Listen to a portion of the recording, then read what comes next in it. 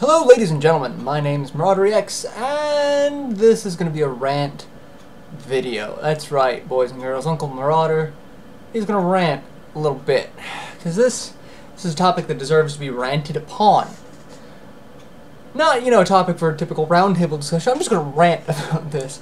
I've gotten this question several times on multiple channels, both here and my work channel for Operation Rainfall. Go check them out, shameless plug. About, is the video game industry going to crash again? Really? Really? Okay. For those of you who don't know, we're going to do a little history lesson. So put your thinking caps on. I got mine on. And we're gonna talk about this. Back in the 80s, specifically 1983, video game industry almost came to a complete and utter halt. What was happening was a couple of factors. Lack of quality control, too many consoles, some that did the same thing as others, and just a lack of accountability throughout the entire industry. Things that were happening were people who were getting into the gaming industry who had no business being there. There were games just by companies like Alpo. They make dog food. Why do they have a video game? And why are they seriously expecting to get full market value for their game for it? And then you had things like the Atari version of Pac-Man and E.T. that were just mind-numbingly terrible. Not the programmer's fault, but the industry's fault as a whole. Pac-Man was not supposed to be released. That was a development card. But it needed to make the holiday, so they released a prototype, and it was terrible. It was nothing like the arcade version.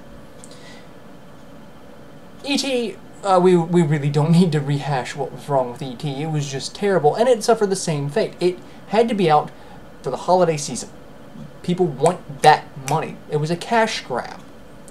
Now, the gaming industry crashed then because you had a bazillion consoles that were all crap. One or two of them were decent.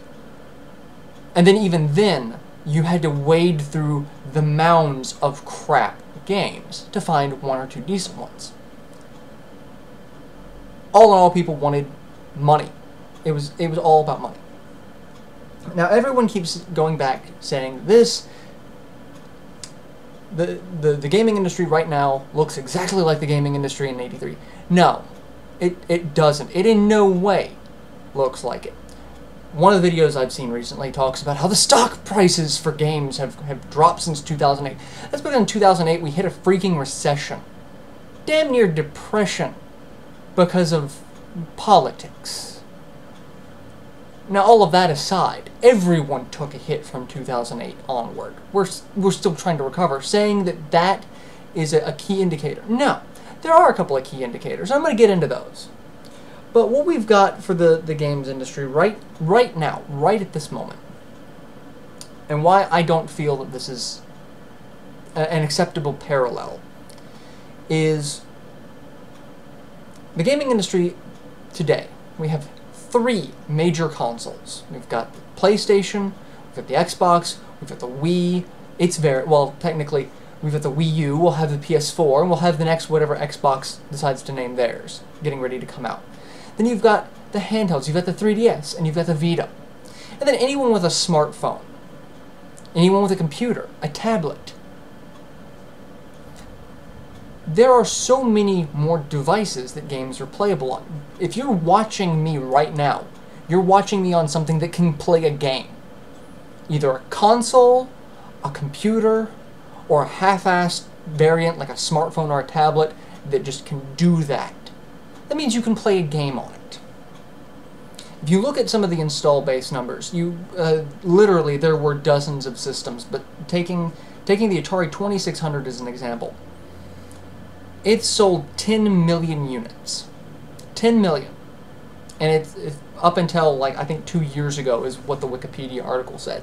So, recently, they're counting, in case someone made a new one. I don't know. Looking at the install base for other systems, the 360 had, I want to say, 70 million units. PS3 had about that much as well. We had 99 million units. So that's double to triple what the Atari 2600 had. And the Atari was one of the successful, not crap consoles back in the 80s. So we're looking at user bases that are double to triple what they are, or what they were then. And that's just on one console. We've got several.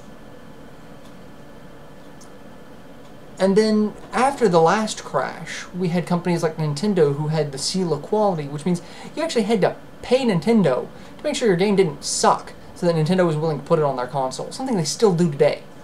And then you have very similar practices with like Xbox Live. You have to get their certification. You have to make sure it's not a crap game, or if it is a crap game, that you're willing to take a gamble on a crap game, because you got to pay them money in order to put it on there. Now,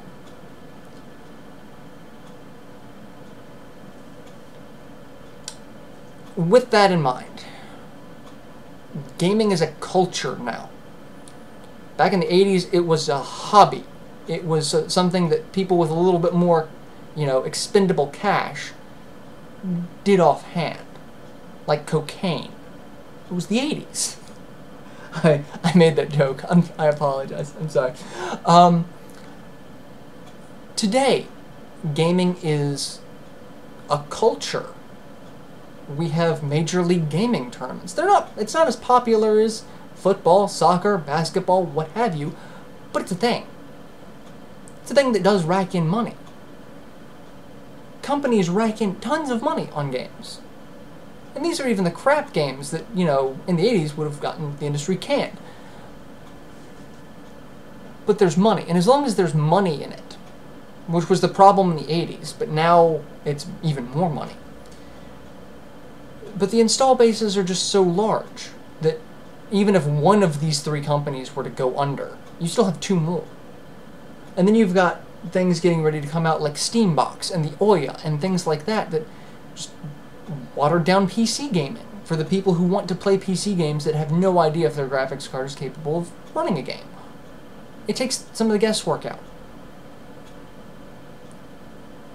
Now, I've been ranting a lot about this. I don't feel the game industry can crash the way it did in the 80s. The 80s, it almost became non-existent. Gaming as a culture almost died then. You may have still had arcades, but home gaming, not going to be a thing. That's how bad, because you had people who were throwing crap everywhere. Crap consoles, crap games, crap everything. Just trying to get a consumer's cash. They were able to get away with it because you could either market it, and there was very little, way for people to research. The internet didn't exist in '83 for the general populace to sit there and look up reviews on, is this game decent? Does this game have always-on DRM? Does it mean you have to connect to a server to play a single-player game that if the server's busy, you don't get to play that? No, we have these tools now. We have means of sitting here trying to figure out, is this worth me spending $50 on? If it's a PC game, should I just buy it on Steam when it goes on sale for like 99% off?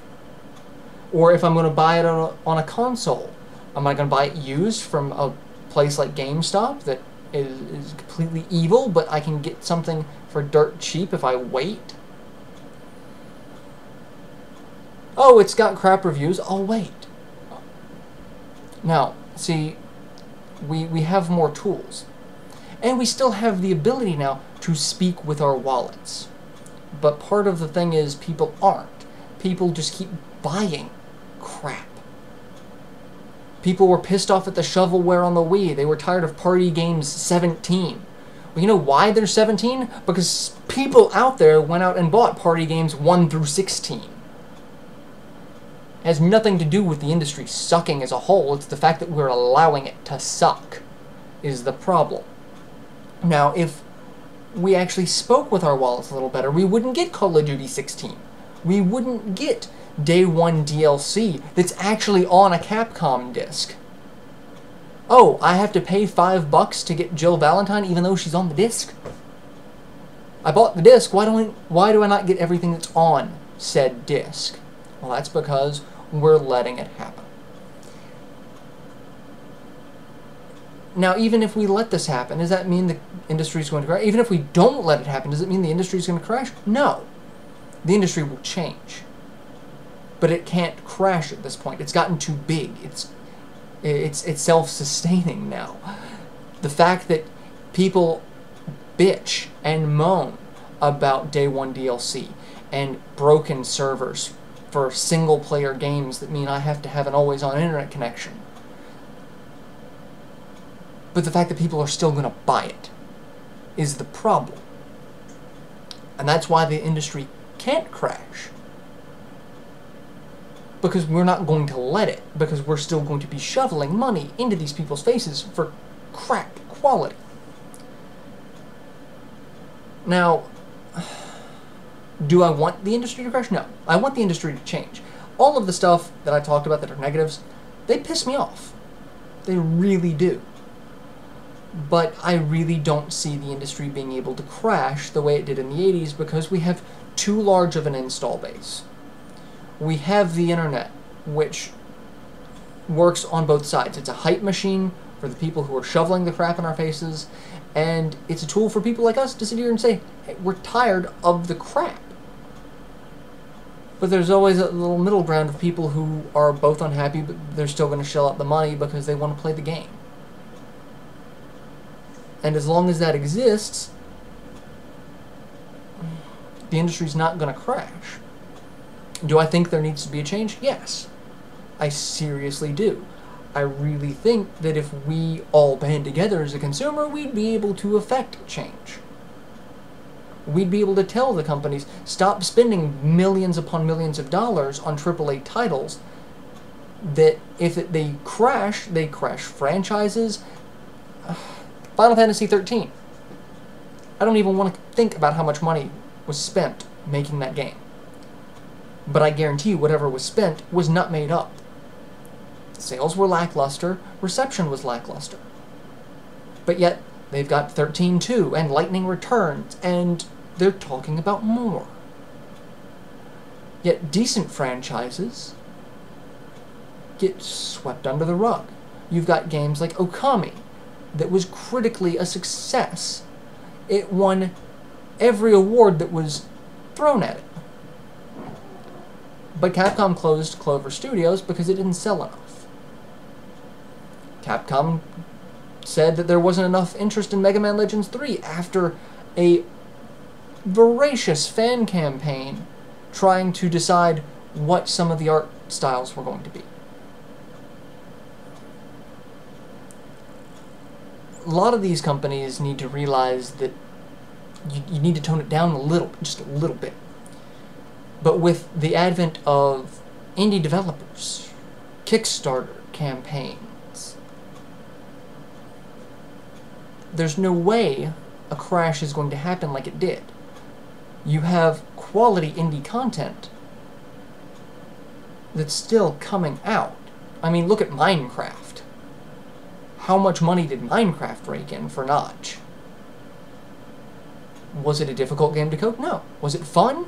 Yes. That's the point. As long as it's fun. It doesn't have to be top-of-the-line graphics. It doesn't have to have an engine that cost you $1 million to license or make. It just has to be fun. Going back to the original industry crash, the games that were coming out in the 80s weren't fun. They were crap.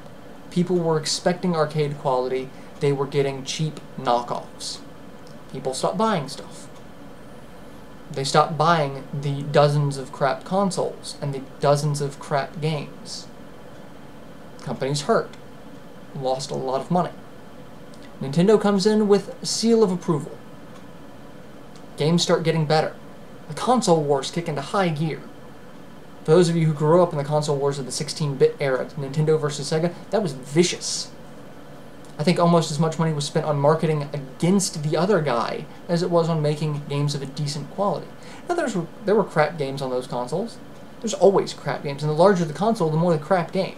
I said the Wii had 99 million units sold, and it has the largest library of shovelware. There's kind of a correlation between too much and low quality and not enough and good quality, and vice versa. There's going to be too much of good quality, then your market saturated. Oh, I don't have the money to buy these 12 great games at the moment. Or I don't have the time or patience to sift through these millions of crap games. So yes, I don't think the industry is going to crash. You might agree with me, you might disagree with me.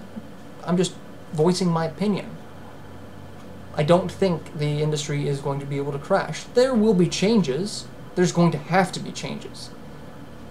Watching it as it is, I can safely say there is no way for the industry to stay the way it is, with companies producing millions upon millions of dollars worth of game, millions and millions worth of dollars into a specific game, and have to sell twice that or more in order to make a profit, versus indie developers that get, you know, a couple of grand on Kickstarter and manage to sell a decent game. There's too much of a disconnect. There has to be a middle ground. And until we get to that middle ground, until we reach some sort of equilibrium between the AAA titles and the indie titles, there's going to be this threat of another crash looming on the horizon. Not gonna crash, but a change will happen. At least I hope a change will happen, because I really don't see the industry lasting with this type of climate. I see a lot of bad things happening. I see a lot of companies from yesteryear going under because they can't adapt. There's been talk for years about gaming culture in Japan needing to adapt, because you can't make games for one specific subset of gaming anymore. Like, you can't make games that only appeal to a Western market or only appeal to an Eastern market. And there's got to be some level of cross-connection. There has to be an equilibrium. I can't stress that enough. Until that happens, people are going to be all doom and gloom naysayers that the end is nigh, or people are going to be like, oh, nothing's going to happen, just keep shoveling money at the developers and the status quo won't change. Something's going to happen. I really don't see a crash like the 80s. I don't think it's possible with the size of the industry now. I do think there will be changes. So, I mean, again, if you're watching me right now, you're watching me on something that can play a game. Maybe not a AAA title, but maybe something fun. I mean, a lot of the games that I've enjoyed, not AAA titles. I want to keep saying Dust in Elysian Tale, not a AAA title, but fun and pretty. Journey, not a AAA title. Won an Oscar, I think. No, not an Oscar. Grammy for music. Yeah. One of the first games ever to win an award like that. So, yeah. With things like that happening, with indie developers that just get picked up, make a great game. Not that the Journey was, you know, a small development studio. It's smaller than, like, Capcom. But... And then, so yeah, I'm now at the point where I'm rambling. I'm just kind of off. Because I've said my piece. I don't seriously think it's going to crash. I don't see it. I mean, if you want to point out some information to me that points me in the direction of, yes, this is going to crash. It's going to crash just like it did in '83. I would love to see it. I mean, everything that I've seen is just speculation and hyperbole. Of, oh, the stock market, you can't, everything took a hit in 2008. Everything. Everything's still recovering. We're still in a recession. So that, I can't say, like, you can point out specific studios that have made massive, colossal failures. Like, you all know my hatred of Sega right now for what they did. I haven't bought a Sega product. I'm not planning on it, which pains me because I really wanted to buy a couple of games. I'm not going to mention them because I don't want to give them press. But not going to do it. Not until they change. That's all you can do. You have to speak with your wallet as a consumer to get the change you want to see. And so with that, just speak with your wallet. If you guys think there's a crash on the horizon, support the developers that you want to see survive that crash. Don't support those that you want to see crash and burn. If you think EA's the devil, don't buy their games. If you think Blizzard is going the way of the devil, don't buy their games. Don't buy stuff in their microtransactions or their real money auction houses. Don't buy their DLC. If you think Capcom's evil for charging you $5 for a character that you already bought on a disc, don't buy their games. It's just that simple. But if you see a company that is developing a quality product, support them. Give them money, because they might be able to survive. Stop rewarding bad behavior. If we do that, then the game industry will actually sort itself out, like it did in the 80s, after the crash. Someone came along with a new idea that people liked, because people were tired of their shit. We start telling the developers we don't like that we are tired of their shit. They will either have to listen, or they go away. That's all I'm saying. Again, a crash? No. So, I'm done ranting. Thanks for listening. Let me know your opinions, your thoughts. I'm curious, because, again, everything I've seen is just doom and gloom hyperbole. If you got some information, some facts, again, I would love to read it. I really want to know more about why people think this is going to be a thing. So, yeah. Till then, later, everyone.